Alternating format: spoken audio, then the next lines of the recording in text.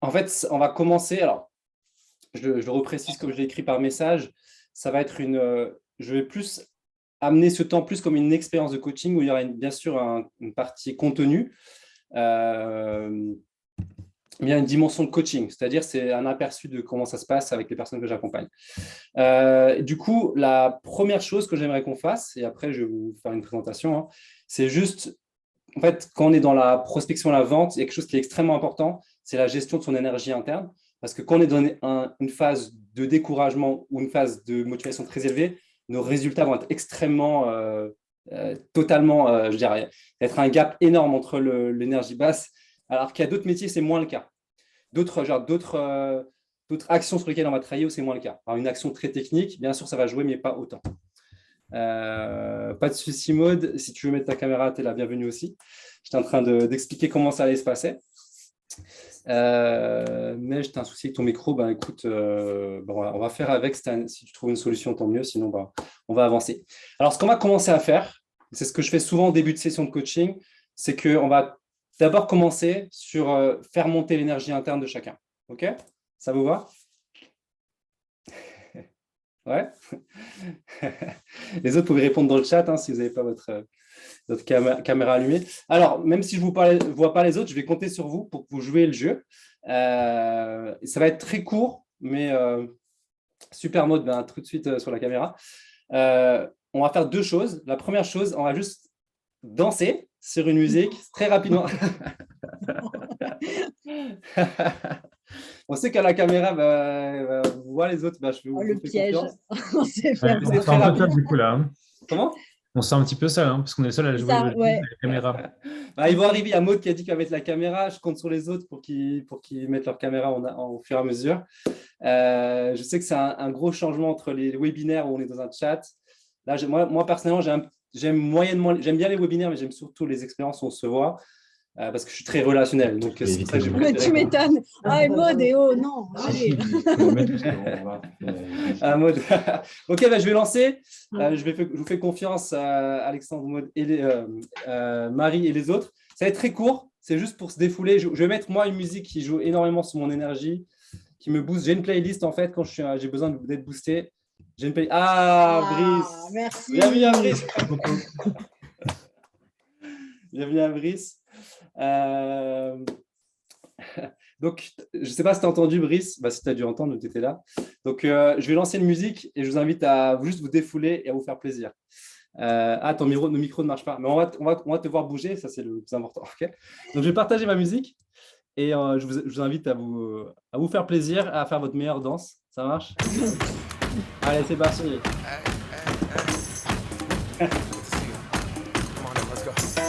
Tu peux bien aller ça, hein? Allez, c'est parti.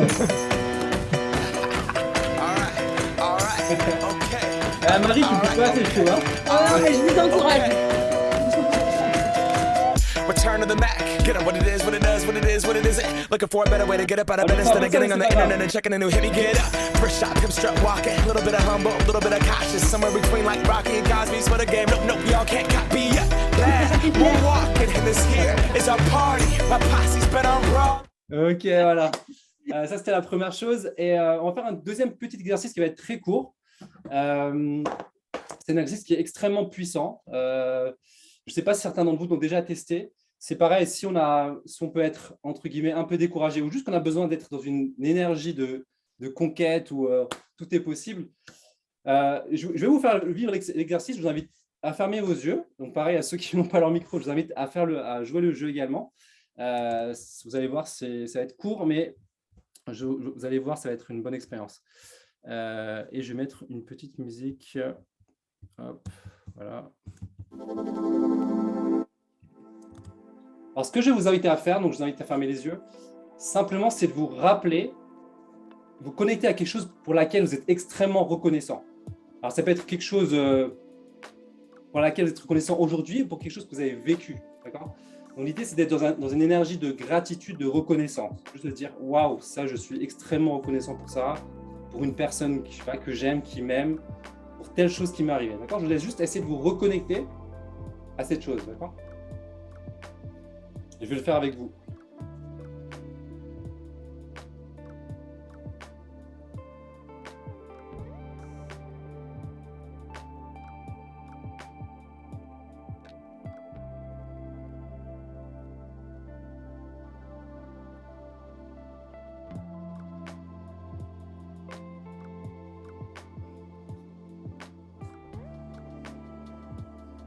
Ok, je vous invite à ouvrir les yeux et est-ce que vous avez réussi à identifier quelque chose qui… Est-ce que vous avez… Est-ce que vous avez réussi à identifier quelque chose qui vous a fait du bien? Ouais. C'est bon, Alexandre, il reste que moi là. Remets ton micro. Ah oui, non, pardon, j'avais coupé tout à l'heure avec la musique. Ok. Dans le chat, n'hésitez pas à partager si voilà, est-ce que ça vous a juste boosté ou si vous avez pensé à quelque chose. Moi, j'étais reconnaissant pour ce temps qu'on peut avoir ensemble. Moi, en tout cas, je suis quelqu'un, comme je le disais, de très relationnel et j'aime les moments où on peut se booster, s'encourager. Donc moi, moi, en tout cas, ça m'aide dans une très bonne énergie. Ok, alors on va démarrer. Donc n'hésitez pas en tout cas à partager dans le chat pour ceux qu'on ne voit pas. Même si vous n'avez pas votre micro, n'hésitez pas. Même s'il n'y a pas votre vidéo, n'hésitez pas à ouvrir votre micro si vous souhaitez partager. L'idée, c'est que ce soit un temps interactif. Voilà, donc je vais démarrer ma présentation. Hop, alors…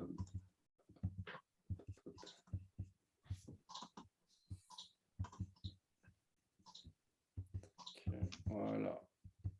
Est-ce que vous voyez bien mon écran? Oui.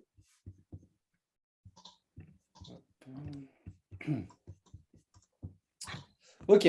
Alors, on va voir pendant cette session donc, les freins qui peuvent vous empêcher de facturer à votre juste valeur et surtout comment y remédier.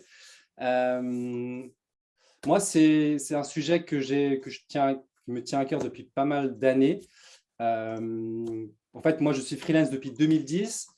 J'ai commencé à créer une communauté, à partager, à écrire pour les freelances à partir de 2013 et à partir de 2015 à faire de l'accompagnement. Et quelque chose que j'ai constaté depuis beaucoup d'années en côtoyant énormément d'indépendants et par ma propre histoire aussi, c'est qu'il y a vraiment une grande majorité, je dirais plus de 90% des gens qui ont tendance à sous-valoriser leur travail. Et on va rentrer dans le sujet. Donc moi, c'est un sujet qui me tient à cœur. Ce n'est pas pour gagner plus d'argent, mais pour que ce soit plus juste. Et ce n'est pas juste une question de gagner plus d'argent, c'est une question d'avoir une activité où on est épanoui, où on est serein. Voilà, donc c'est ça l'idée de cette présentation. Voilà, n'hésitez pas à interagir dans le chat, à réagir. Donc vous allez voir, ça va être assez interactif. Alors, je vais tout de suite vous poser une question et en fait, j'utilise un outil qui s'appelle Menti. Donc, je vous invite à aller sur menti.com. Vous le voyez apparaître tout en haut de l'écran. Je vais vous le mettre aussi dans le chat. Voilà. Et l'idée, c'est que vous allez répondre à deux questions. Il y a un code aussi à mettre qui apparaît en haut de l'écran. Alors, j'accepte Romain qui vient d'arriver. Alors, vous allez sur menti.com et puis vous rentrez le code 29 16 28 7. Ça va être anonyme, mais l'idée, c'est que vos réponses vont nourrir, en fait, c'est le cas sur 2 slides, vont juste nourrir cette slide. C'est juste pour qu'on puisse partir de votre réalité. Juste admettre 2 nouvelles personnes qui nous ont rejoints.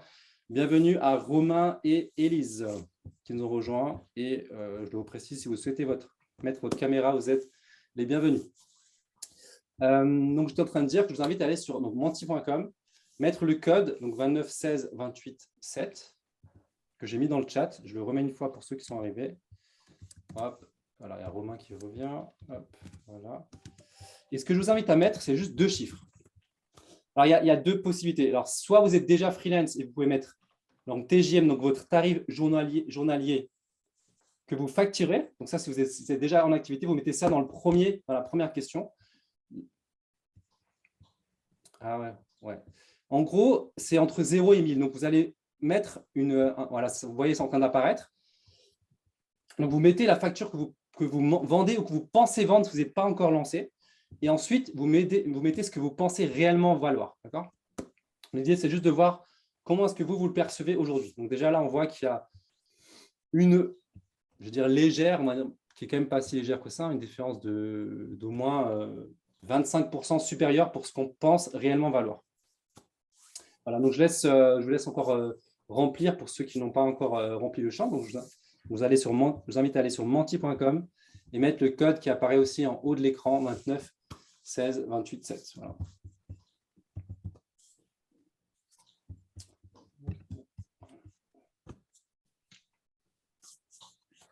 Ok, donc là, on est pour l'instant à une moyenne d'un tarif journalier vendu de 300 € et on est, c'est en train d'augmenter, il y a des gens qui ont des tarifs plus élevés. Ça a monté à 383. En tout cas, il y a toujours à peu près cette différence à chaque fois de, je pense vraiment 25% supérieur. Alors, il y a Romain qui a du mal à se connecter, on dirait. Ok. Bon, déjà, qu'est-ce que ça vous évoque est-ce que ça vous paraissait évident, cette différence-là? N'hésitez pas à dire dans le chat ou de vive voix, est-ce que ça vous évoque quelque chose? Est-ce que ça vous fait réagir?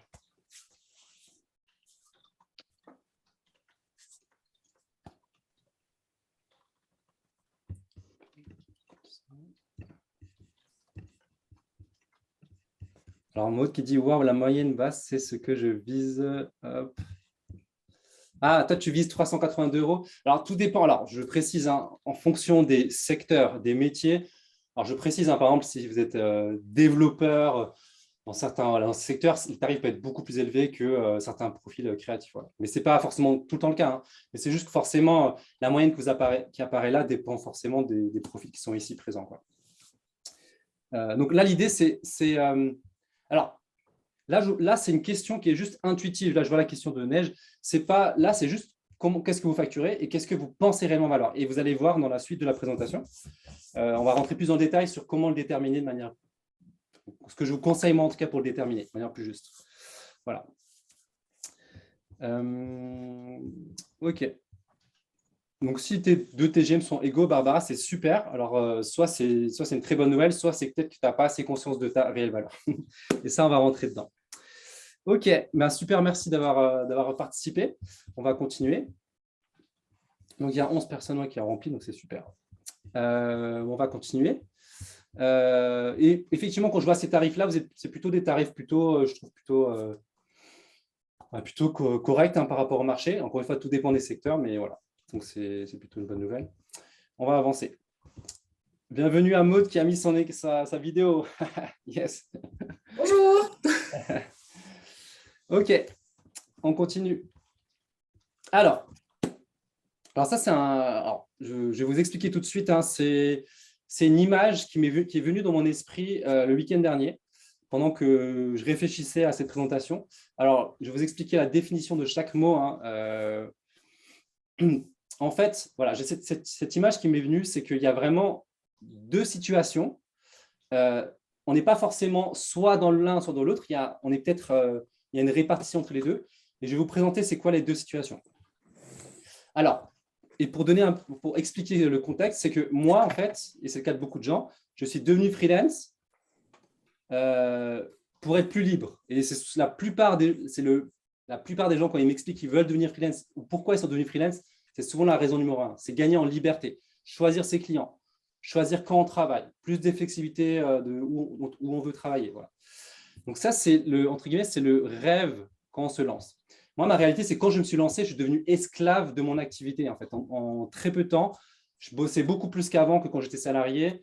Je facturais mal, je n'en avais pas forcément conscience. Et du coup, ça me mettait dans une situation où j'étais devenu esclave de mon activité. Voilà. Et en fait, ça, c'est deux situations. Alors, vous pouvez être soit dans l'une, soit dans l'autre, ou soit être un mix des deux. Et je vais vous décrire chacune des situations.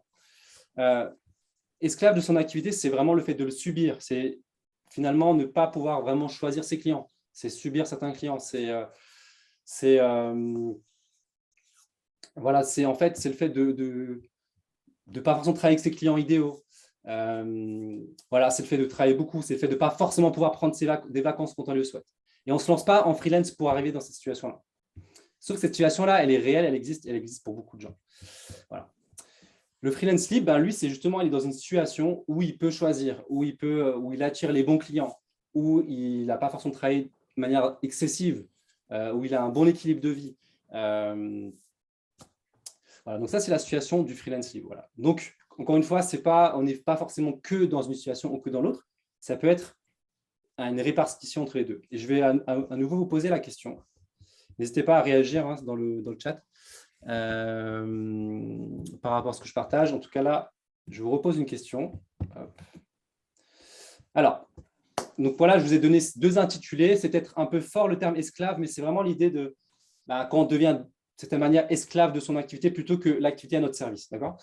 Donc, mettez juste à quel point vous vous sentez concerné par chacune des définitions. Est-ce que c'est un petit peu dans la définition freelance esclave? Est-ce que c'est moyennement beaucoup? Et pareil pour la freelance libre. Voilà, encore une fois, c'est anonyme, c'est plus pour illustrer et voir d'où on part. Voilà, donc pour l'instant, on part plutôt sur un freelance libre plus fort, mais on voit qu'il y a quand même une partie freelance esclave qui influence. Alors là, on est à égalité. Donc, je vais vous laisser renseigner. Donc là, il y a 8 personnes qui ont renseigné et on est plutôt égalité. OK. N'hésitez pas à réagir dans le chat ou même de vive voix si vous voulez compléter votre réponse. OK, donc c'est plutôt égalité, j'ai l'impression. Donc, ça veut dire que soit on est, en moyenne en tout cas, c'est que l'activité, il y a un côté où on se reconnaît dans la partie freelance libre et une autre partie, on se reconnaît dans la partie freelance esclave. Voilà. En tout cas, moi, mon histoire fait que j'ai démarré, je me suis retrouvé de manière extrême dans la situation freelance esclave, où je travaillais énormément, je me couchais même parfois à 5 heures du matin. C'était vraiment catastrophique. Et voilà, avec les années, j'ai fait beaucoup d'erreurs, j'ai aussi appris beaucoup de choses et j'ai aussi appris comment basculer dans la catégorie freelance libre. Et moi, je crois que en tout cas, mon rêve, c'est qu'un maximum puisse être un maximum, je dirais presque pleinement, dans la situation freelance libre.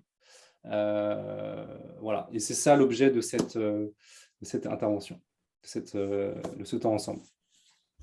Est-ce qu'il y en a qui veulent réagir par rapport à cette réflexion ? Je ne sais pas si c'est hyper pertinent, mais il faut aussi apprendre, j'imagine, à reconnaître les clients chiants.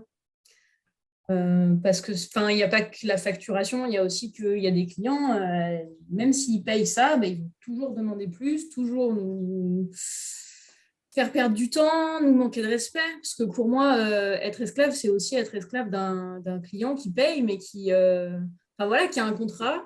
Du coup, c'est difficile d'en sortir. Et il ne nous fait pas nous sentir super bien au quotidien, quoi. J'ai ce cas-là en ce moment et j'ai qu'une envie, c'est de sortir de ce contrat-là, quoi. Ouais. Alors, si je reviens juste sur la slide d'avant, en fait, j'ai pas expliqué plus, mais en fait, c'est des petits poissons qui ne sont pas contents là. Et c'est vrai que c'est un peu l'image ça peut être l'image en tant que freelance, mais c'est un peu l'image des clients. C'est que du coup, c'est plutôt des petits clients pas contents. Donc, et c'est assez drôle parce que c'est souvent ceux qui ont le moins de budget qui vont être les moins bons clients. Pas tout le temps, mais il y a ce côté où je veux dépenser moins, mais en même temps, je vais être très exigeant. Il y a ce côté-là. Ouais. Donc, voilà. Donc, oui, clairement, ce que tu dis, c'est très lié. Le type de client qu'on va avoir va être très lié sur le ressenti de à quel point on se sent bien dans son activité freelance. Forcément, c'est très lié. Donc, ouais, merci pour ton feedback très, très intéressant. Et bienvenue à Jennifer qui nous a rejoint et à Mohamed. OK.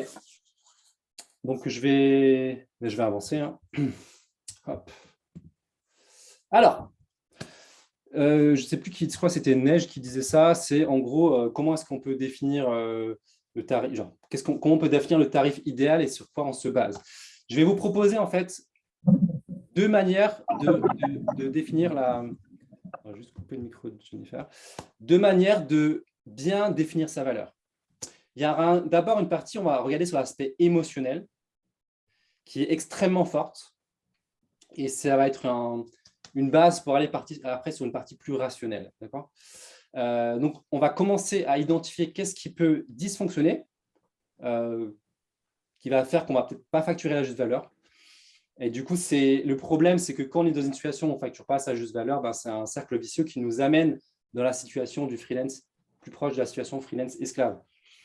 Donc voilà, facturer au juste prix, ça nous ramène à la situation freelance libre, dans une situation où on est beaucoup mieux en fait, on apporte beaucoup plus de valeur. Donc je vais rentrer dans la partie émotionnelle. Ok, c'est parti. Alors, donc ça c'est des bourgeons. Alors, je suis pas un expert ou un spécialiste ou quoi que ce soit, mais j'aime beaucoup observer la nature et je trouve que la nature, elle a beaucoup de choses à nous enseigner. Parce que la nature, il y a, genre, entre guillemets, si on faisait du business comme la nature se développait, le monde se porterait beaucoup mieux. Voilà, en tout cas, moi, j'aime beaucoup observer la nature. Et en fait, la semaine dernière, j'étais en train d'observer, j'ai un parc pas loin de chez moi et j'observais. Et voilà, je contemplais et je voyais en fait des bourgeons. Et du coup, j'ai comme eu un parallèle par rapport à la façon dont on perçoit sa valeur. Selon vous, j'ai une question à vous poser. Selon vous, là, il y a des bourgeons. Quelle est la différence de potentiel entre chaque bourgeon? Est-ce que pour devenir une belle fleur ou pour devenir un beau fruit? Est-ce que, selon vous, vous miserez plus sur, je ne sais pas, le bourgeon qui est à gauche en disant « Ah, lui, je pense qu'il va devenir une meilleure fleur » Est-ce que vous considérez qu'ils aient tous le même potentiel? Comment est-ce que vous le voyez, vous? Est-ce que vous considérez que certains ont plus de chances de réussir que d'autres? Comment est-ce que vous le percevez? Je veux bien que vous me dites ce que vous pensez.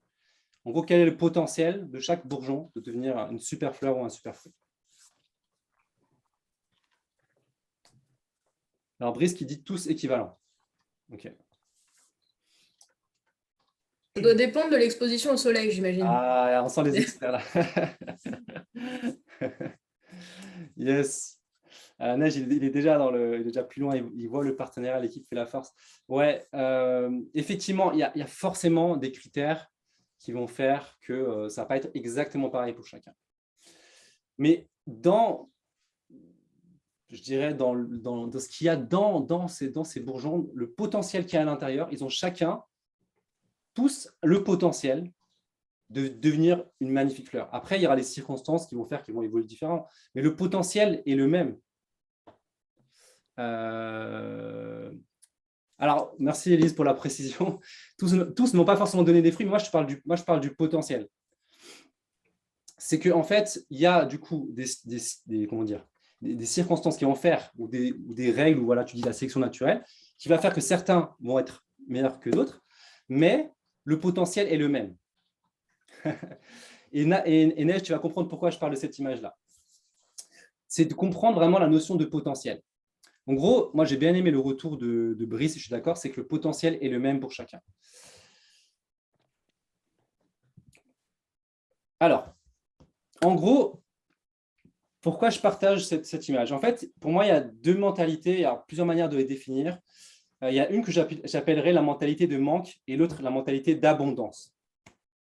La mentalité de manque, en fait, et je vais venir un peu après, la mentalité de manque, c'est de se dire que, par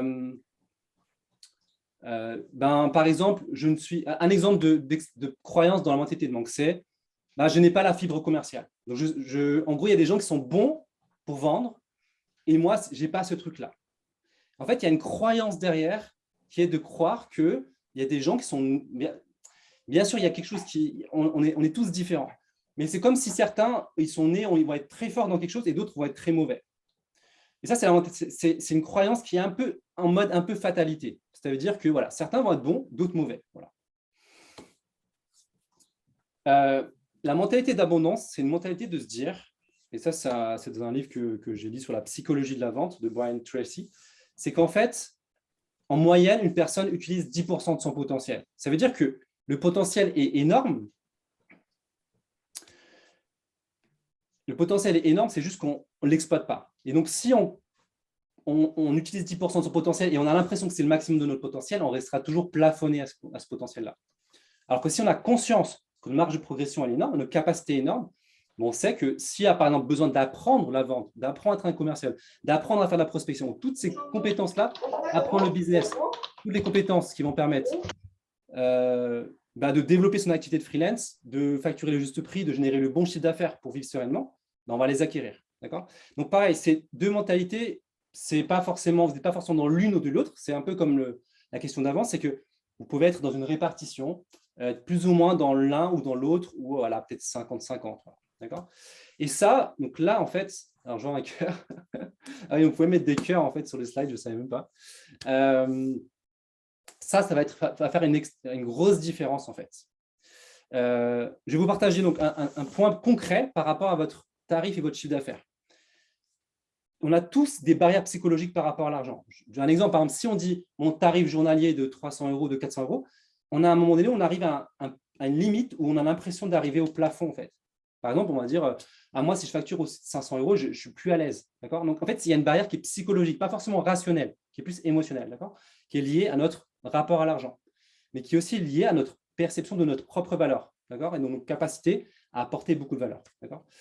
Et donc, c'est pour ça que je vous disais, de poser la question, quel est le tarif que vous facturez, le prix que vous pensez facturer, et qu'est-ce que vous pensez être le juste prix. Donc, il était quand même plus au-dessus pour Barbara Chou qui était égal. Moi, ce que je crois, c'est que plus vous avez conscience de votre capacité d'apporter de la valeur, de progresser, de devenir excellent à toutes sortes de niveaux, plus vous saurez apporter des tarifs élevés. Et apporter, bien sûr, aussi une prestation de qualité. Donc, ça, c'est une partie qui est émotionnelle et qui va énormément jouer, en fait, sur votre manière de définir vos tarifs, de mettre aussi un prix sur une prestation. D'accord ? Alors, est-ce que ça fait réagir? Est-ce que vous voulez réagir par rapport à ce que je partage? Est-ce que ça vous parle? N'hésitez pas à dire dans le chat ou même à intervenir de vive voix.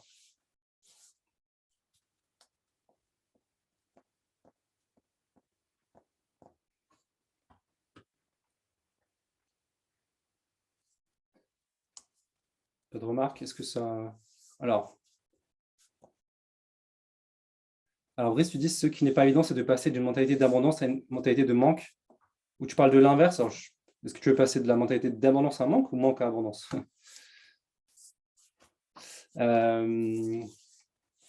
Ok, on va continuer et on va justement voir. On va voir comment justement faire évoluer notre mentalité. Ok, alors, je vais avancer.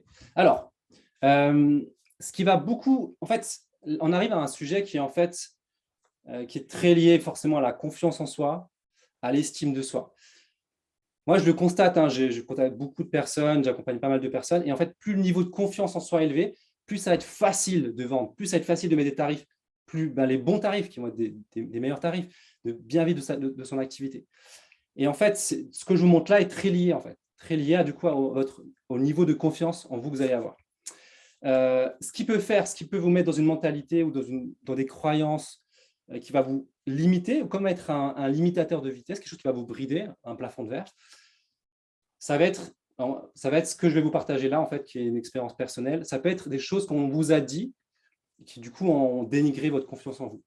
Alors moi, en fait, là, j'ai partagé, c'est une photo que j'ai retrouvée avec mon père, donc c'est moi j'étais enfant avec mon père, et je vous partage cette photo parce que moi, en fait, dans mon histoire, en fait, quand j'étais enfant, mon père, souvent, il me dévalorisait en disant à mon frère cadet, donc, qui était plus jeune que moi, par exemple, qu'il fallait bricoler quelque chose, une armoire, il lui demandait à lui et pas à moi. Donc, moi, j'étais l'aîné, mais il me trouvait moins compétent que mon frère qui était plus jeune. Et en fait, ça a créé chez moi, en fait, un sentiment que je n'étais pas capable. Et en fait, pendant des années, je ne comprenais pas pourquoi. Je me sentais incapable pour des choses qui paraissaient toutes simples. Je ne me sentais vraiment pas capable. Et du coup, ma confiance en moi et la valeur que je percevais de moi-même, elle était très basse. Et j'ai dû le réaliser, j'ai dû travailler dessus, Et en fait, ce qui se passe, c'est que derrière, en fait, ce qui se passe, c'est qu'il y a des…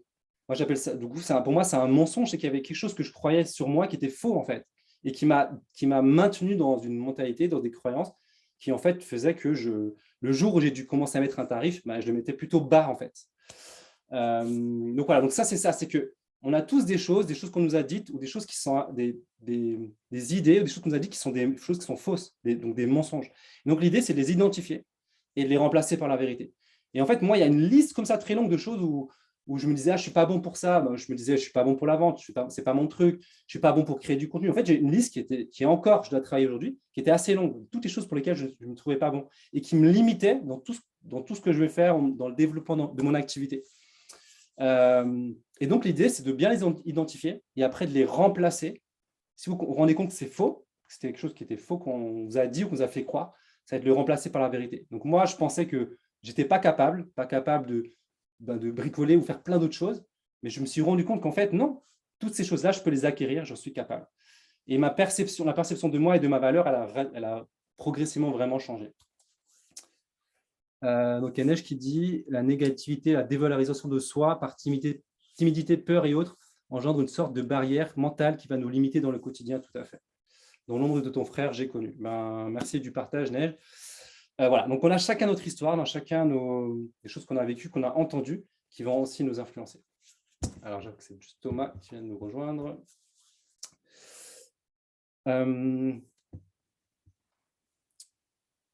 Alors, Maud, tu dis que ta limite, elle est plus technique que mentale. Alors, là, l'idée, c'était de commencer plus à la partie émotionnelle parce que si on a un frein au niveau émotionnel, en fait, ça va être difficile de bien régler au niveau, on va dire, rationnel, voire technique. Donc, c'était commencer par ça et on va plus passer sur le rationnel.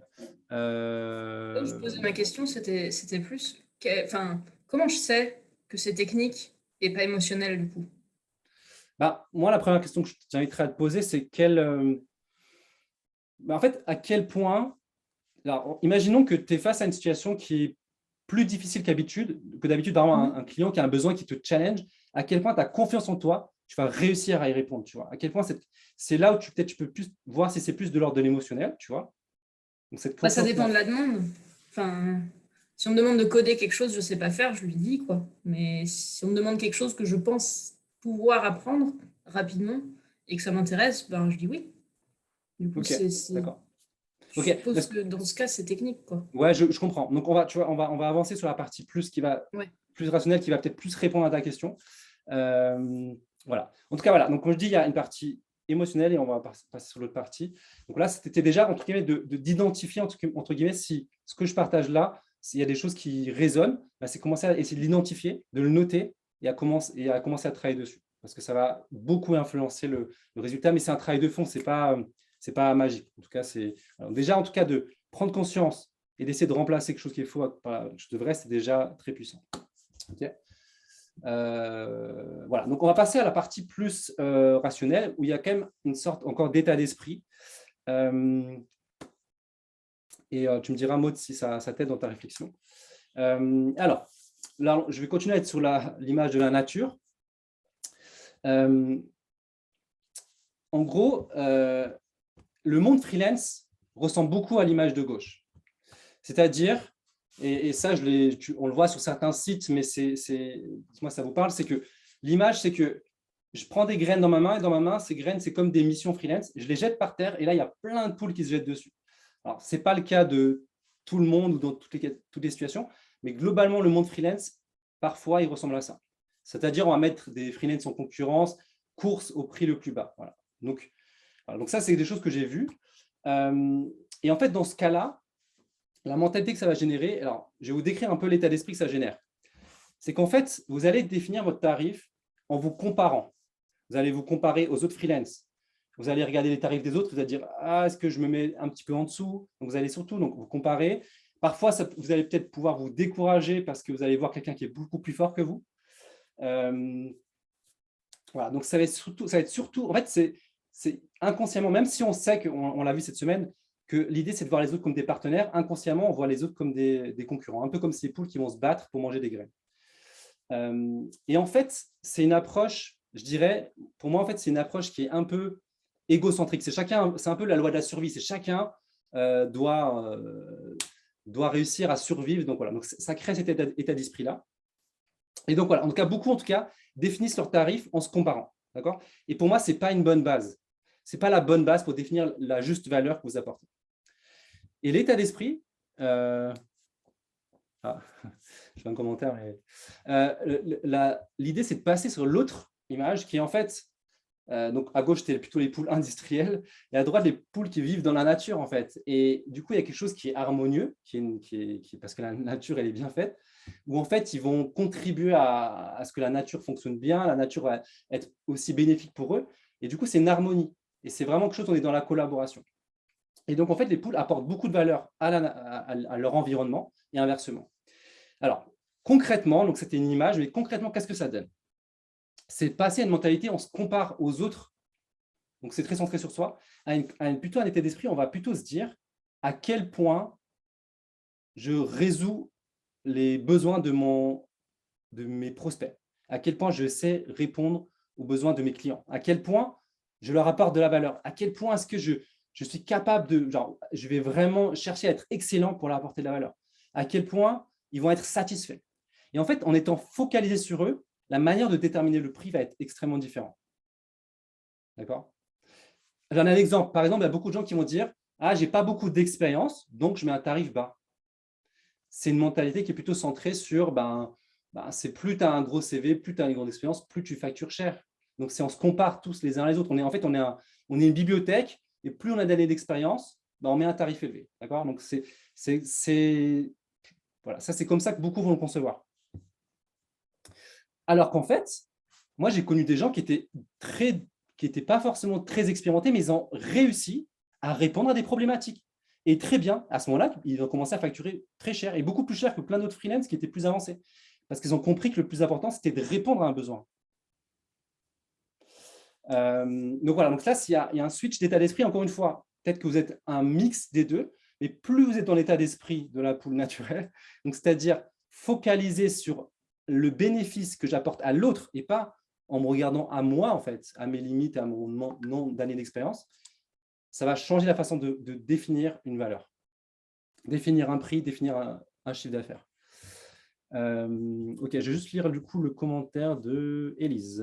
Alors, oui, on va en venir. Donc, Élise, tu dis juste en complément de ce que je dis, je pense vraiment qu'il y a un sujet sur le fameux syndrome de l'imposteur qui a tendance à plus toucher les femmes. Un livre ultra intéressant que tu recommandes, d'accord, le syndrome d'imposture, rédigé par Elisabeth. Ok, super. Merci pour ta recommandation. Si tu veux prendre le micro pour rapidement rajouter, avec plaisir, pour que tu complètes. Mais je suis totalement d'accord. En fait, j'y arrive au syndrome de l'imposteur, mais je suis vraiment, j'apprécie ta remarque. Tu n'oses pas déranger? Ah, Élise, tu ne déranges pas, hein. Comme sens-toi libre en tout cas. Ok, donc Maud, toi tu dis, mais quelqu'un qui n'a pas beaucoup d'expérience, mais plus de temps à faire quelque chose et fait plus de conneries.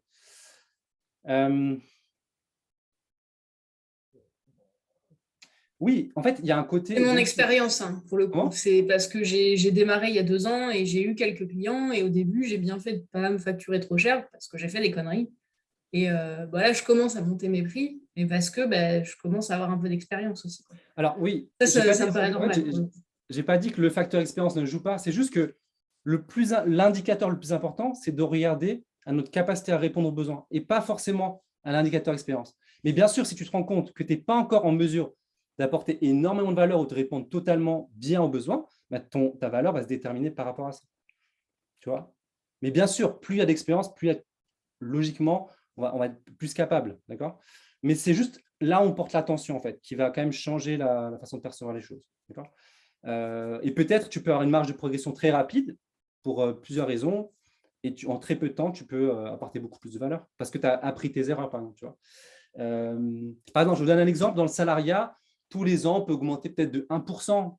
Et en fait, c'est une mentalité où c'est comme si on disait « j'ai progressé de 1% d'une année à l'autre ». Alors que si on est beaucoup plus réaliste, si on analyse notre capacité à être plus productif, à être plus rapide, à être plus performant, on augmente plus de 20, 30, 40, 50, parfois 100%. On progresse énormément, énormément. Et ce tarif-là, cette valeur-là, il se retranscrit rarement au niveau financier. Donc, beaucoup moins dans le salariat. Et même pour les freelance, on reste un peu encore avec cette mentalité-là. Voilà. C'est juste que la progression professionnelle et de compétences, elle est souvent comme ça. Et la progression du prix, elle est comme ça. Je ne sais pas si vous voyez ce que je veux dire. Ce n'est pas forcément proportionnel. En tout cas, souvent. Je ne dis pas que c'est le cas tout le temps. Okay, on va continuer. Merci en tout cas pour vos remarques très intéressantes. Alors, je vais vous résumer. En gros, je vous ai montré donc, ce cadran. Donc, émotionnel, il y a de la mentalité de manque qui a l'impression, on dit je ne suis pas capable de faire telle ou telle chose, qui va nous brider, à en fait une mentalité d'abondance où on se dit en fait je suis capable, et le potentiel est en moi et je peux y arriver. Et ça du coup va nous aider à avoir une perception de notre valeur et notre confiance en soi plus élevée. Donc ça c'est plus simple qu'on a cette base-là pour après la partie rationnelle de bien définir le prix. Donc quand je dis focus égocentrique, c'est surtout que quand on regarde trop à soi, pour moi, le syndrome de l'imposteur, il est créé à ce qu'on soit trop focalisé sur soi. Et ça, j'écris focus égocentrique. Donc, je cale mes prix par rapport aux autres freelances, par rapport à mes années d'expérience, je me compare. Donc, l'idée, c'est vraiment de se focaliser sur le client, sur le service, sur même, je dirais, la mission pour ceux qui qui voient que c'est comme presque une mission de vie. Moi, c'est mon cas, c'est plus de l'ordre de la mission de vie. Là, plus je me tourne vers le fait d'aider, et plus en fait, ma façon de voir les choses elle est bonne et saine, et ma manière de vendre elle est beaucoup plus saine, et mettre le bon prix est beaucoup plus facile. D'accord ? Ok ? Donc ça, c'est pour résumer en fait, du coup, la réflexion. Ok ? Voilà. Je vais continuer. Donc, n'hésitez pas si vous avez une remarque. Oui, donc Élise, tu dis c'est très lié, c'est quand même très lié à son éducation et le modèle patriarcal de certaines boîtes, et je suis totalement d'accord. Donc, c'est ça. C'est ce que j'ai dit tout à l'heure dans ce qu'on va, des croyances que je dirais mensonges. Il y a des choses qui ont été inculquées qui sont peut-être fausses, dont il faut remplacer, donc se débarrasser pour pouvoir faire les choses sainement. Ouais. Merci Élise pour le compliment. Ok. On va terminer avec la notion d'offre, en fait, parce que j'ai commencé avec la notion de tarif journalier qui est très orientée à je vends du temps. Sauf que la manière la plus saine de vendre, en tout cas, pour moi, on vend plus que du temps. Si on est dans une logique où je rends service, en fait, on vend un résultat. Donc, on arrive à cette notion d'offre, en fait, c'est que face à une problématique, à un besoin, vous allez y répondre. D'accord ? Et je vais vous parler du principe de l'offre star. Et on va faire un exercice ensemble. On va faire un diagnostic live de vos offres. C'est-à-dire, quand je dis offre, c'est ce que vous proposez aujourd'hui aux clients avec lesquels vous travaillez. D'accord ? Je vais vous partager un fichier dans le chat. Hop, voilà. Et je vais le rendre accessible à tous, pas que j'oublie. OK, et vous puissiez le modifier. Voilà, tac, et je vous partage le lien. Hop, dans le chat, OK ? Donc, dans le chat, je vous partage un lien. Donc, l'idée, c'est que vous mettiez chacun votre prénom. Et il va y avoir 3 notes à mettre. Et ça va définir, en fait, à peu près une note sur 30 de entre guillemets, la pertinence de votre offre aujourd'hui. Donc, c'est global, mais ça va forcément, bien sûr, déterminer aussi la valeur, le prix. Donc, pour chaque critère, j'ai plusieurs questions. Donc, il y a le marché, vos compétences et le niveau de passion. Donc, pour le marché, c'est une note entre 1 et 10. C'est à quel point, en fait, est-ce que ce que vous faites, ce que vous proposez répond vraiment à un besoin de vos prospects ou de vos clients? Est-ce qu'il y a des demandes suffisamment sur votre marché? Et est-ce que le niveau de prix que je propose est suffisamment élevé pour en vivre convenablement? Donc, c'est une note globale sur ce critère-là qui est le critère du marché. D'accord? Donc, les besoins du marché et du marché ciblé. Quand je dis marché, c'est le marché que vous avez choisi. D'accord? Compétences, c'est est-ce que ceux que je cible, ceux pour qui je travaille, est-ce que moi, donc ça revient à ce que tu disais, Maud, est-ce que j'ai les compétences techniques ou autres, il y a toutes sortes de compétences, pour répondre aux besoins. 10, si pleinement j'y réponds. C'est 10 si mes clients sont très satisfaits et qu'ils me recommandent sans hésiter. D'accord ? Merci pour, je ne sais pas qui, qui a fait le calcul automatique, mais merci. Bon réflexe, j'avais oublié. Et je vous laisse remplir. Donc, merci, c'est en train de se remplir. Hop.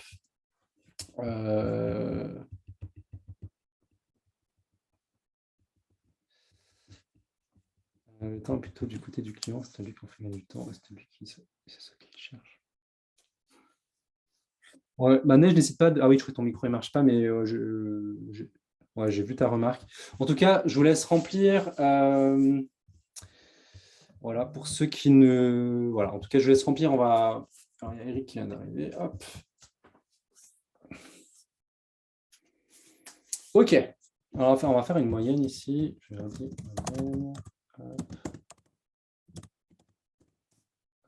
Non, c'est pas ça. Non, c'est pas average. Non, c'est pas ça.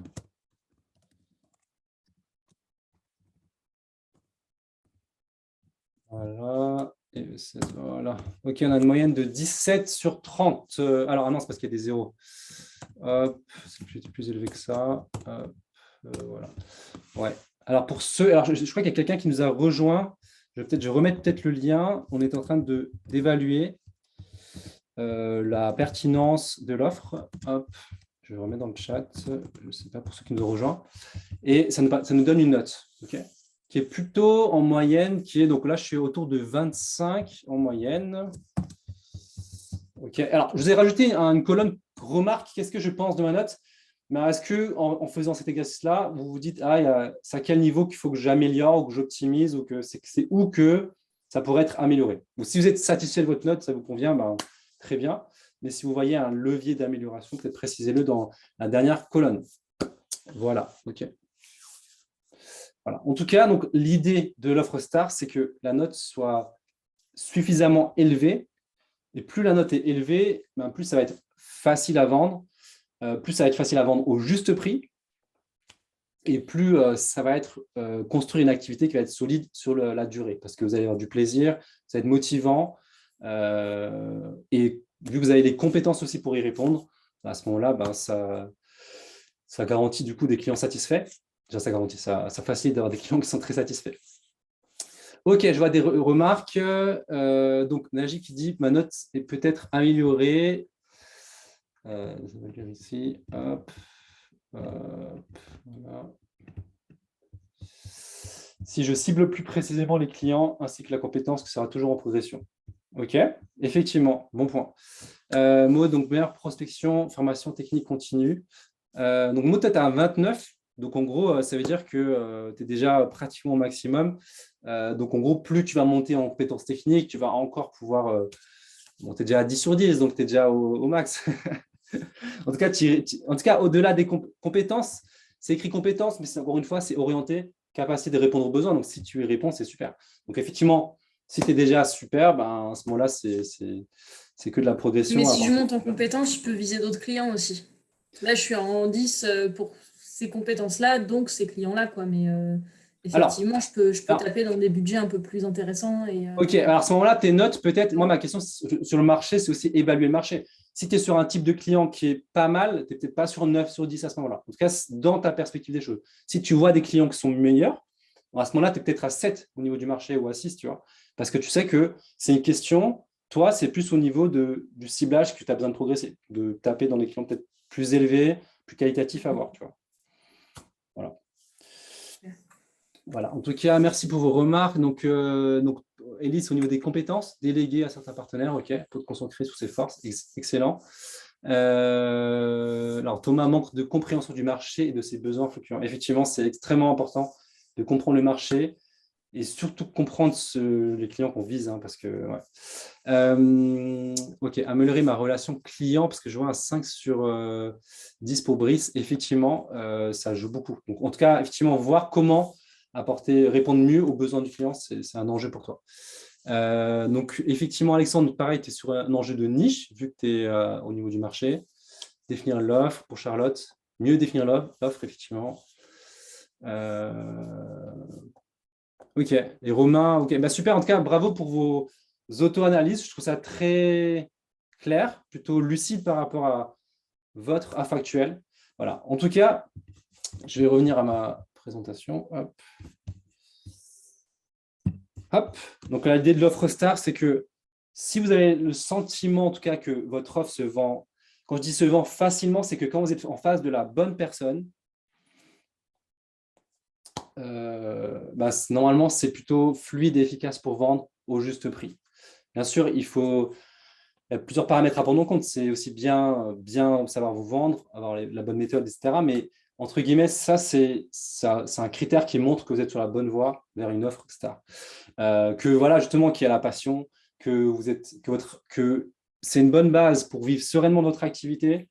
En fait, la situation freelance libre que j'ai décrite au début, c'est très lié. Si vous avez vraiment une offre qui répond bien, qui est pertinente, qui est bien calée, donc une offre STAR, ça va être un élément fondamental, en fait. C'est un peu comme quand on bâtit une maison, c'est partie des fondations. Quand l'offre elle est bien déterminée, qu'elle est STAR, le reste est plus facile. Par contre, si les fondations sont fragiles, tu peux faire les meilleures techniques de prospection du monde, ça va être compliqué. Ça va être beaucoup d'efforts, peu de résultats. Alors, offre STAR, c'est plutôt l'inverse. L'idée, c'est qu'en moins d'efforts, il y a plus de résultats. Bien sûr, il faut de l'effort, il faut du travail, il faut une bonne méthodologie. Voilà. Donc, ça, c'est l'idée de l'offre STAR. Ah, Barbara, merci. Oui, d'accord. Tu es sur le téléphone, donc tu as mis 7, 8, 9. Alors, donc super. Donc, ça te fait 7, 8, 9, ça fait 24. OK, d'accord. N'hésite pas à mettre une remarque aussi, du coup, sur quel est le volet d'amélioration pour toi. Dans le chat, du coup. Hop. Ok, voilà. Donc ça, c'était… Je vous ai posé un peu des questions pour chaque point. Hein. Donc, marché, le niveau de passion pour vous et votre niveau de compétence, de capacité à répondre aux besoins et d'avoir des clients satisfaits. Et vraiment, au cœur de ça, c'est l'offre star. Ok. Ok. Très bien. Alors, j'aurai juste les commentaires. Ok, très bien. Super. Ouais, on va… Ok, alors, on se rapproche de la fin et je vais vous présenter en fait un programme que je suis en train de lancer.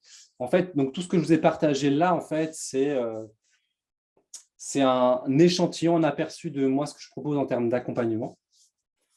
Donc moi, l'idée, en fait, moi, comme je dis, moi, c'est mon rêve, c'est qu'il y ait un maximum de freelance qui rentrent dans cette catégorie freelance libre et un maximum, c'est-à-dire que c'est pas, on ne se concentre pas de 50%, je suis un freelance libre à 50%. Vraiment devenir un freelance libre idéalement à 100%, de pouvoir donc justement choisir ses clients et avoir une activité qui est à notre service, au service de notre vision, au service de ce qu'on a envie d'accomplir. Et donc actuellement, je suis en train de préparer du coup, je suis en train de lancer ce programme qui s'appelle Booster. En fait, l'idée de Booster, c'est la métaphore de la fusée, c'est que le booster, c'est la partie qui va permettre de décoller la fusée.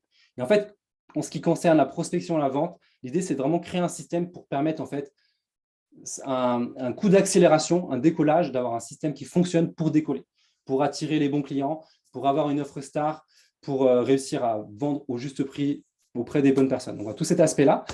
Et donc l'idée, c'est que je démarre avec maximum 10 personnes début avril, pour démarrer, en fait, vivre cette expérience pendant 3 mois. Donc l'idée, c'est vraiment, en 3 mois, vivre vraiment une transformation qui a une partie, justement, vous avez vu, émotionnelle, une partie plus rationnelle, pour justement avoir une activité de freelance libre. Voilà, donc ça, c'est ce que je propose. Voilà, donc tout ce freelance bootcamp est un aperçu de ce qui se trouve dans la partie booster. Donc voilà, donc si ça peut vous intéresser pour aller plus loin que ce freelance bootcamp, ce que je vous invite, c'est prendre rendez-vous avec moi pour postuler, pour du coup échanger. Là, j'ai vu un peu vos problématiques, mais du coup, pour rentrer plus en détail par rapport à vos problématiques plus spécifiques à vous, pour voir si ça correspond, si c'est vraiment une bonne solution à votre problème, comme je l'ai expliqué. Donc, voici le lien. Donc, je vous le mets dans le chat aussi, hein, freelanceboost.fr/scd. Donc, Freelance Boost, c'est le site que j'ai créé, où je forme les freelances depuis pas mal d'années. Donc, j'ai coaché plus de 100 freelances en individuel. Et voilà. Et donc, ça, c'est une expérience qui sera une partie collective et une partie individuelle. Et ce temps qu'on a vécu ensemble, c'est un aperçu. En tout cas, bienvenue à Thomas qu'on voit. Alors, je ne sais plus, tu étais arrivé en parcours, en milieu de présentation. J'espère que c'était clair pour toi aussi. OK, donc voilà. Donc, n'hésitez pas si vous avez une question par rapport à ma présentation, par rapport à ce que je vous propose là. N'hésitez pas si vous avez une remarque ou si vous voulez juste faire un feedback sur ce temps ensemble, ou même sur tout le Freelance Bootcamp, vu qu'on arrive à la fin.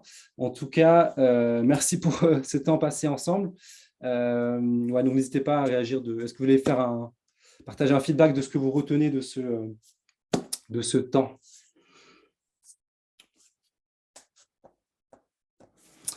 Merci à ceux qui disent merci. Alors, moi, tu poses la question, est-ce que c'est possible de travailler en coaching avec toi suite à ça? Je ne suis pas sûr de comprendre ta question. Alors, du coup, cet accompagnement booster est en fait du coup un accompagnement de coaching qui dure 3 mois, d'avril à juin. Mais du coup, en fait, le booster, je ne suis pas sûre. Si ça démarre début avril, ça me paraît un peu short. Okay. J'ai des temporalités assez restreintes là en ce moment. Du coup, voilà, savoir si on peut te contacter en coaching plutôt mi-avril ou quelque chose comme ça et faire un coaching classique. Ok. Écoute, n'hésite pas à prendre rendez-vous. L'idée, c'est que je comprenne bien ta problématique et qu'on échange et qu'on voit. En tout cas, entre guillemets, je suis ouvert à d'autres possibilités. Mais déjà, je pense que ce serait intéressant déjà que je comprenne bien tes problématiques pour voir ce qui Moi, je ne serait suis pas sûre de comprendre pour le coup le programme, ce qu'il y a de différent en fait entre le booster et un coaching normal.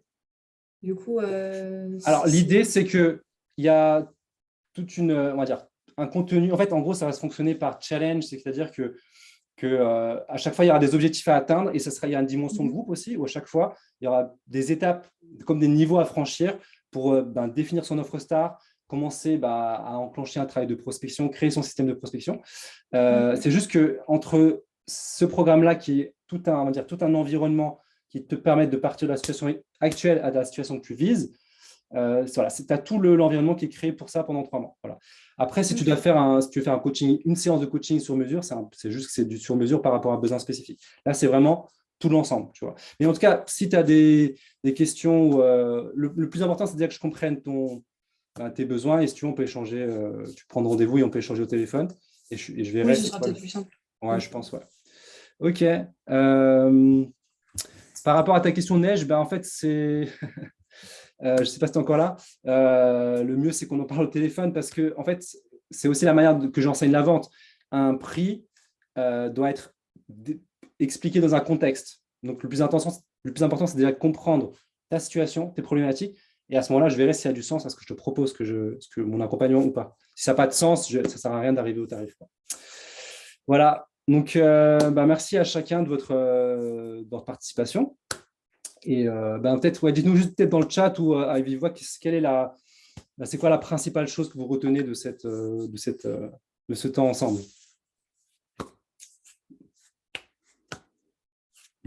Allez Thomas, vu que je te vois, de ce que tu as vu. Est-ce que tu arrives à mettre le micro? De toute la semaine? Comment? De toute la semaine? Ah, comme tu veux. Bon, peut-être commençons par cette séance. Si tu arrives à quelle heure aujourd'hui? Moi, je suis arrivé au niveau des poules. Ah, ok, d'accord. Bon, de ce que tu as vu, c'est quoi la chose principale que tu retiens? Non, j'ai vu quand même que la moyenne que les gens se donnaient me semblait assez élevée par rapport à ce que j'imaginais sur les notes là, des 3 notes. Oui, pareil, je suis assez d'accord sur toi. Je pense pas que ça représente le marché freelance. Je pense que le marché freelance est plus bas, donc c'est plutôt assez qualitatif dans ce groupe-là. Ou peut-être que c'est une question de perception aussi. Mais… ouais. Donc, Adrien, tu dis pas mal d'idées pour prospecter. Ouais, donc Alexandre qui est parti. Maud qui dit, je crois que je ne suis pas certaine que mes limitations sont techniques. D'accord, ok. Là, je te dis, c'est très instructif. Ok. Super, merci pour vos retours.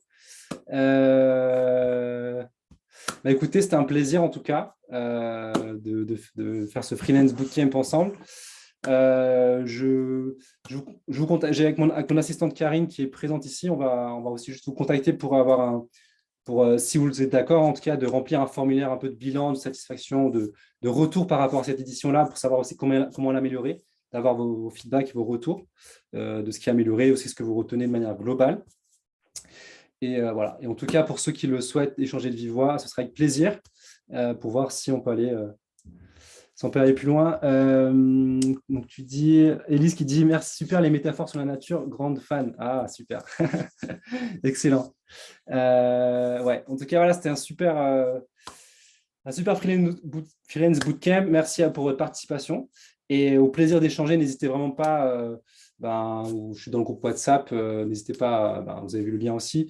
Si vous avez des questions, des remarques, n'hésitez vraiment pas à venir vers moi, ou vers mon assistante Karine. Et sinon, voilà, en tout cas, restez connectés au travers de Freelance Boost.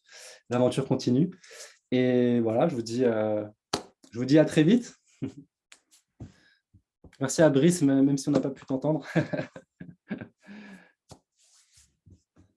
Allez. Bon courage à tout le monde, déchirez tous en freelance. Au revoir, merci pour tout.